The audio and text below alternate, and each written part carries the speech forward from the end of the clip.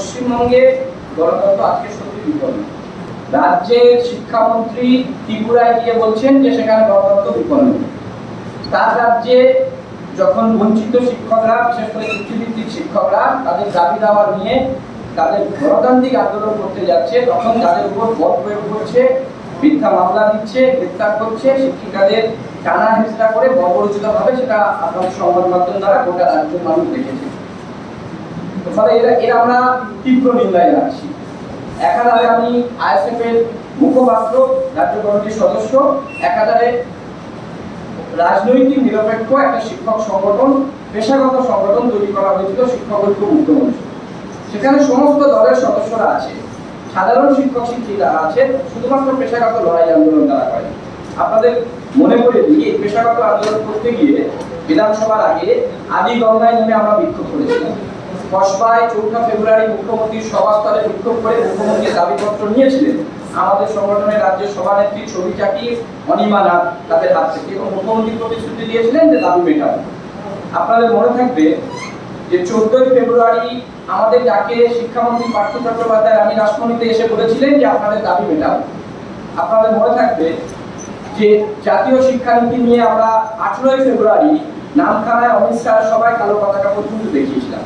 ফলে আমরা আমাদের পেশাগত লড়াই রাজনৈতিক নিরপেক্ষভাবেই করি, কিন্তু এখন যেটা দেখছি যে শিক্ষাক্ষেত্রে একটা নৈরাজ্য চলছে, শিক্ষক নিয়োগের দুর্নীতি, রাজ্যে শিক্ষাঙ্গনগুলো বন্ধ। এর আগে আমরা দেখেছি যে যারা প্রতিবাদ করছে শিক্ষকদের তাদের মিথ্যা মামলা দিচ্ছে, সে অমৃকেশ মহাপাত্রের কার্টুন কাণ্ড থেকে শুরু করে ভাঙড়ে আরামুল ইসলামের জব ছড়া মারা, রায়গঞ্জের শিক্ষিকা থেকে শুরু করে এটা সমস্ত জায়গায়, অর্থাৎ শিক্ষকরা যখন বেতন বঞ্চনার কথা বলতে যাচ্ছে তখন তারা প্রতিবাদী হয়ে যাচ্ছে, কেউ মাওবাদী হয়ে যাচ্ছে। এই ঘটনা রাজ্যে চলছে।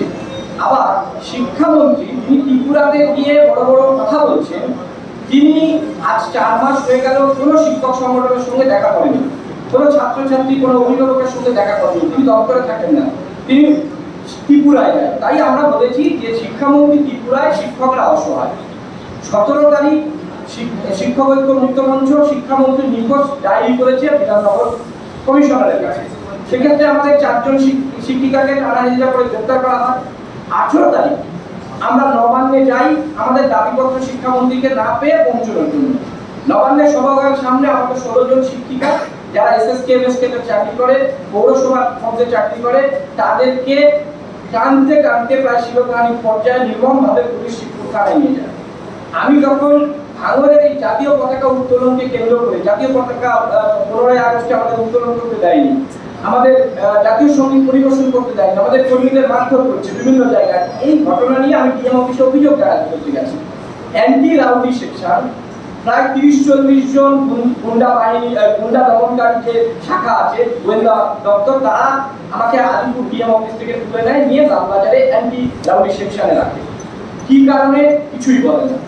সন্ধ্যা 7টার সময় অজ্ঞাত কারণে ঝাড়গ্রামে আমাকে নিয়ে চলে গেল। ঝাড়গ্রামে নিয়ে গেল, হাতে হ্যান্ডকাপ করিয়ে একজন মাস্টারমশাইকে, তার কি অভিযোগ সেটা জানে না, এই রাজ্য কোথায় আছে, এদিকে তালিবানি শাসন চলছে কিনা আমরা বলতে পারছি না, কিন্তু তালিবানি কায়দায় এই কাজটা হচ্ছে, হাতে হ্যান্ডকাপ করিয়ে আমাকে ঝাড়গ্রামে নিয়ে গেল। অভিযোগ কি? ঝাড়গ্রামে যখন গেলাম রাত 12টা 10, কোনো খেতে দেয়নি, কোনো জল পর্যন্ত নাই, গাড়ি থেকে নামতেও দেয়নি। তখন ঝাড়গ্রামে গেলে অ্যাডিশনাল এসপির উপস্থিতিতে ভিডিও রেকর্ডিং হয়, সেখানে সমস্ত সংগঠনের তথ্য, দলের তথ্য, সমস্ত তথ্য নেয়। নেওয়ার পরে আমাকে পরের দিন ন্যাশনাল ডিজাস্টার অ্যাক্টে, সেই অ্যাক্টে আমাকে গ্রেপ্তার করে এবং পরে আমি জামিন পাই।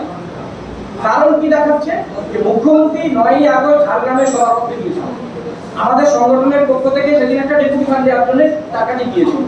কোনো রকম আইন শৃঙ্খলা বিঘ্নিত হয়নি, কোনো রকম কোভিড প্রোটোকল ভাঙেনি। 6 জন দিদিমণি গিয়েছিল, তারা গিয়ে থানার অফিসারের মারফত ডেপুটেশনটা জমা করেছে। সেই কেসে আমাদের উদ্দেশ্য কি? প্রতিবাদীদেরকে আটকানো, এবং তার থেকে বড় যেটা আমরা বলবো, যেটাকে তালিবানি শাসন, তুগলকি শাসন বলছি, যে আমাদের মধ্যে হঠাৎ করে যারা প্রতিবাদ করছিল, যারা শিক্ষামন্ত্রীর বাড়ি গিয়েছিল তার সঙ্গে দেখা করতে না পেরে, যারা নবান্নে গিয়েছিল, যারা বিকাশ ভবনে গিয়েছিল, তাদেরকে বদলি করলো। আমি একজন প্রাইমারি টিচার, দক্ষিণ 24 পরগনায় কুলপি হেলেগাছি স্কুলের প্রাথমিক শিক্ষক, আমাকে বদলি করে দিল কুচবিহারের মেঘলিগঞ্জে।